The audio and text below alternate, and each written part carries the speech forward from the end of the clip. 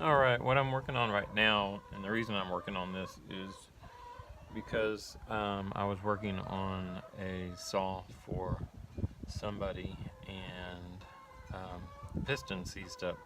So I feel really bad. Um, Ended up that the crank bearing, it was an old saw, had needles in it, was loose and it just lodged the piston up in the cylinder.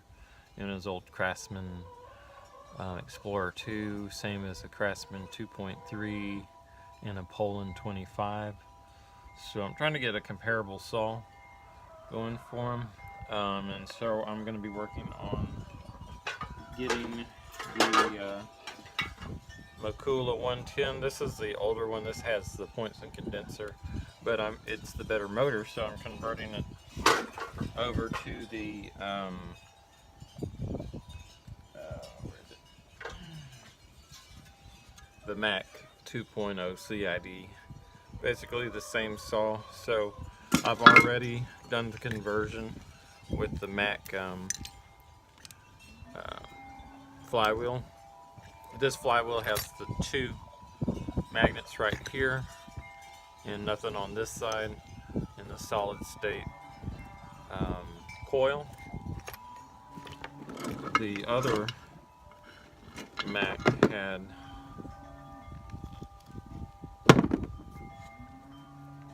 the two magnets over here and a magnet over here. Well, it's not a magnet. So I don't know. Maybe I could have used that too, but the other one doesn't have that on it. And it has the non-solid state coil. There is a difference in carburetors. The 2.0, the newer one, had the Zama kit, and I have that kit, so I'm going to have to switch. This is the Walbro version, the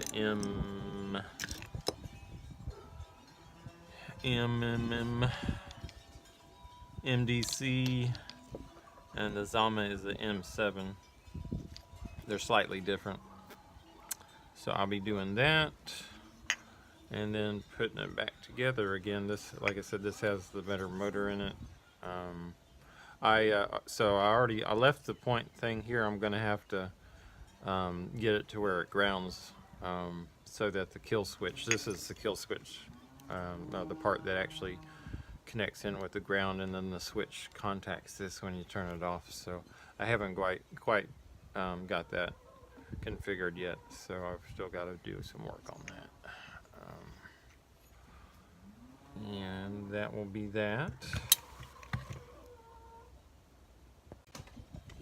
This is the Sears Explorer 2 that I had actually gotten it running.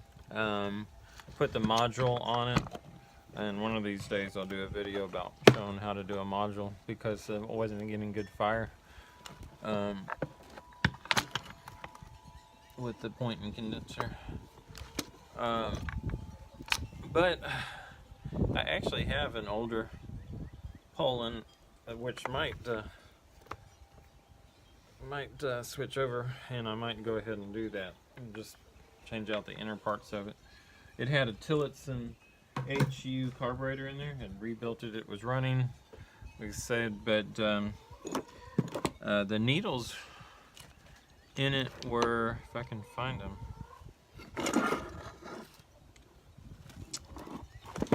yeah, everything looked good on it, but it as it got into working some, there was just too much play. These are the size of those little needles in there, but I think they had been worn down. They weren't even all completely round, so I think what was happening was there was just so much looseness in play on that rod that it lodged that piston. I could not get that piston out of there. So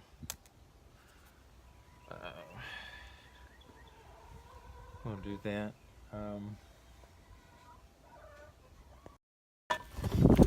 This is another project I had going on. It was kind of giving me fits. This is an 039 and MS310, same thing, so it's got kind of mixture of parts in it. I had 2 of these from the scrap yards. One of them was definitely flooded in water and had some grit. It still has a good piston cylinder. I just have to open it up and clean it out. I don't want to run it like that. But this one was giving me fits. I had gone through it, taken it all apart. As you can see, there's the one that has the grit in it that I'll have to redo. But this is a good indication, or a good thing to keep in mind when you got a saw. It just wouldn't idle. It would start up fine, had great compression, but once you flipped it off of throttle lock, it would just die. And I want to see if I can find it. And this here is the reason. This is the better one of the seals, of the crank seals, but this one, I think this one was on the flywheel side, but there's just no pliability in there. And the other one was worse. It actually fell apart. I can't find that one. When you would do this to it, it would actually fall apart. And so and I had cleaned out the carburetors and all that, so put kits in them, and I thought maybe it was a carburation issue, but it was those seals, because once I replaced those seals, then it starts up really good and holds an idle. I just haven't completed the final carburation adjustment on it. 039 3 MS 310, and I think it's the same as the 292. All right, we'll take it. It did really good in the pine tree, so we'll take it over here to the oak and see how it does. It'd been warm starting good. I always like to do a warm start test and then a cold start test.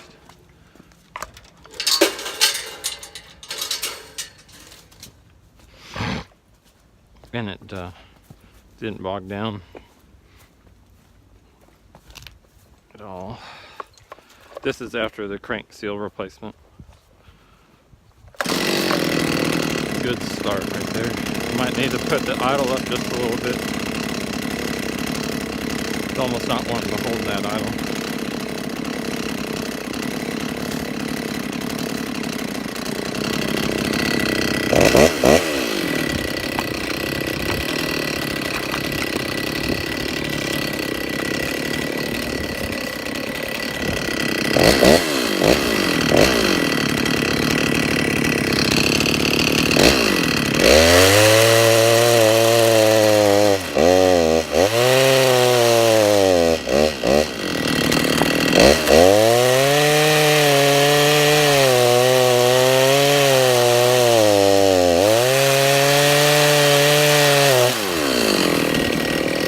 Kind of messed around with I made it a little bit more I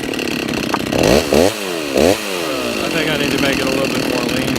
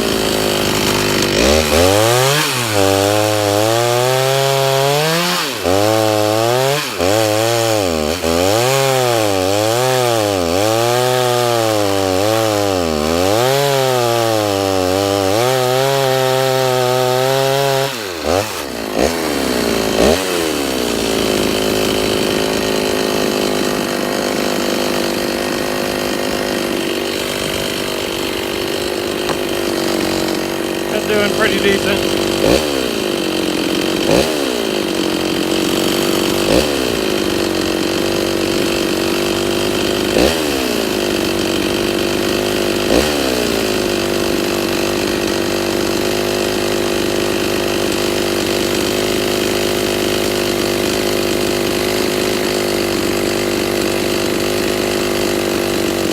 And its temperature's good too.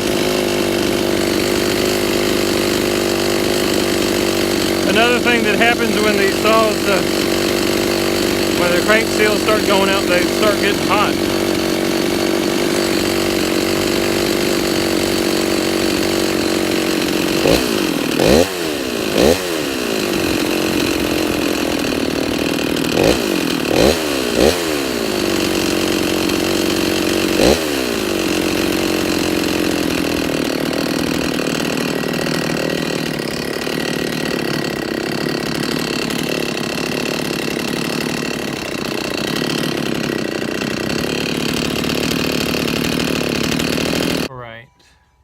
I think what I'm gonna do, trying to see where this is.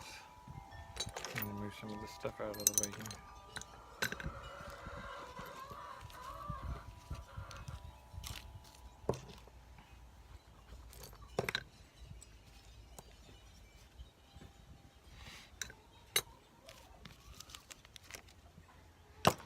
Alright, I think what I'm gonna do is I think I'm gonna go ahead and take this carburetor off, because I don't have the kit for it, and it's a pretty expensive kit as they compare. It's a different looking carburetor. You don't see that one that often. I gotta take the coil off.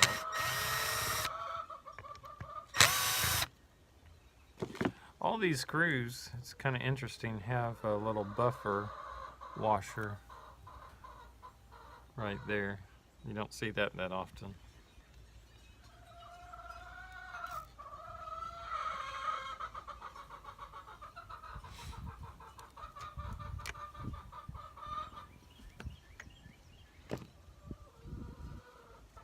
The screws go through that. Like I said, it's a weird looking carburetor.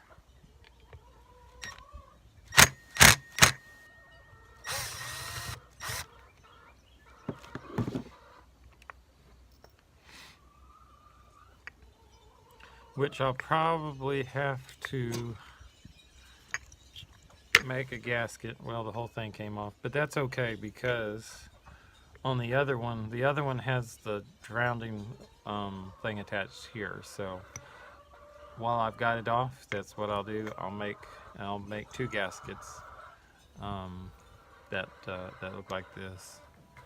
One goes on this side and one goes on the other side, and I'll just take the other mount off of the other one and reuse it. But I don't know if you can see in there, that piston, it looks so good in there. Look at that, so shiny and bright.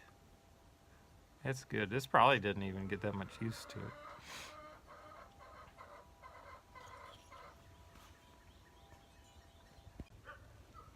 Alright, it took me some time with that carburetor. I really wanted to take my time on it, make sure I got it all right, the way it was supposed to. It's a little bit different because the pump and they're both on one side, and so it's kind of the same principle.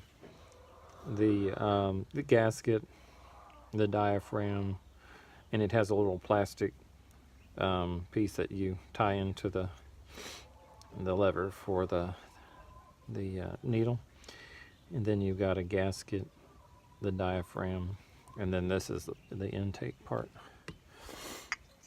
And so I made the gaskets here and here, reset the gap in the coil, and let's see, oiler, reattached the I had to end up taking off the old points and condenser cap, which I can't find it. I'll show you. But I did switch out the adapters. This was the adapter for the ones with the points, and this is the adapter for the one without the points. The ground is attached right here, and so I reattached the ground wire for that one.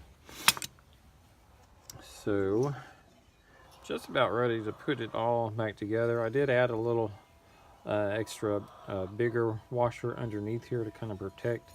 I don't like how the chain slippage could easily start eating into that right there. So trying to think what is next up. I think next up is just putting it back in there and reattaching everything. This one is taking a little bit longer, I guess, because it's kind of smaller and a little bit more kind of difficult to work on. So that is what I'll be doing. Let me get that out of the way. I think I'm going to use the older casing for the Mcculloch 1010. So as you can see in the Mcculloch, I'll clean this out. This is an interesting little configuration here. So this goes into the fuel tank, from the fuel tank. And then this little contraption here,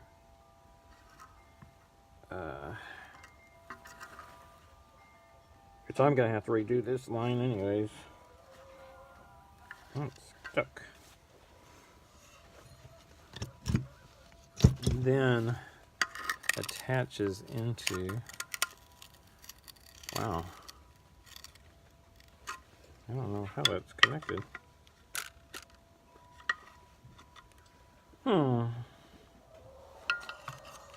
Anyways, this then connects into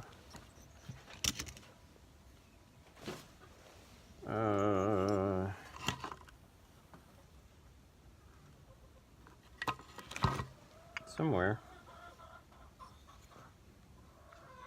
Oh, I think right here.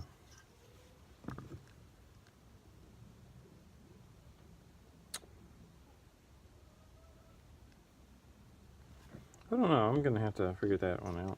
No, actually, if I remember correctly, this is the this goes into the fuel tank. This goes into the tank, and then this end goes onto the carburetor right here.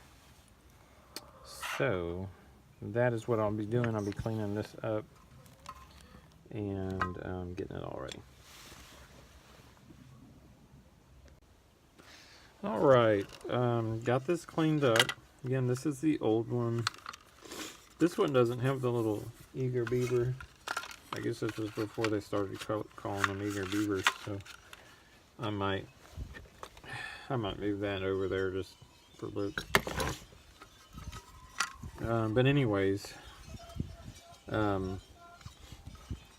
this is what I did. I ended up putting a different fuel line on. It just snaps in right here. So this is going to be and when I put this in, and the carburetor is going to be right here. This needs to be towards the bottom, and the plug wire is going to come out here. Kind of tricky. You have to take the choke little thingy off here. And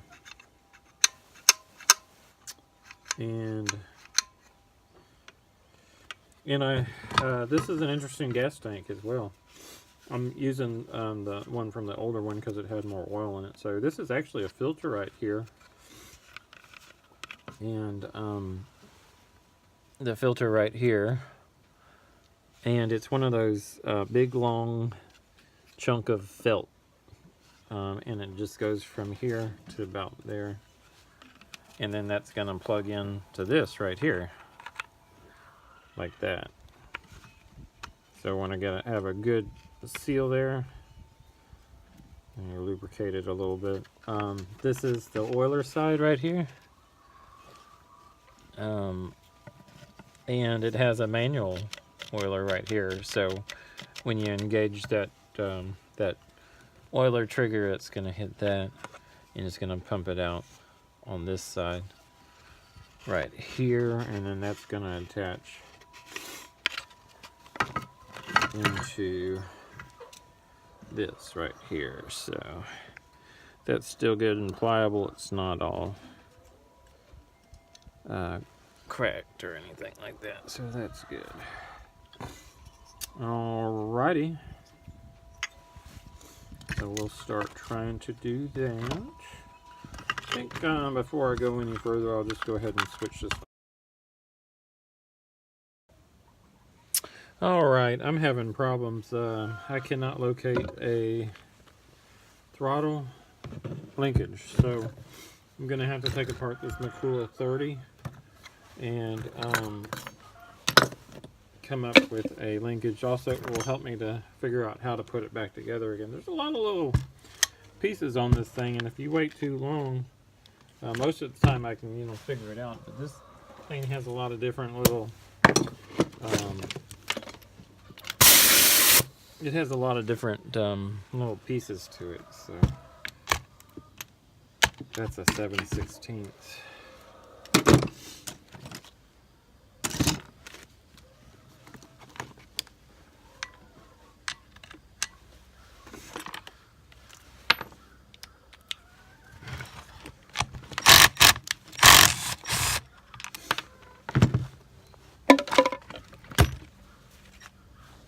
Change out batteries. That one needs to be charged too.